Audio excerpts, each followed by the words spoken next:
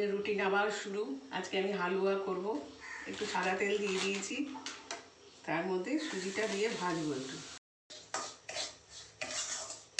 হয়ে গেছে, এবার একটু দিয়ে দেবো জল।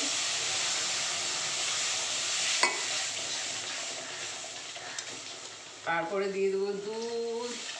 এবার একে একে সব দিয়ে দেবো। একটু তেজপাতা, এই কিশমিশ, কাজু, কিশমিশ আর এই যে এলাচ, দিয়ে দেবো চিনি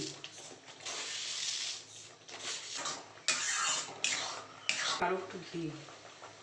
ট্রেতে গ্রিস করে নিয়েছি, এবার এটাই ঢেলে দেবো।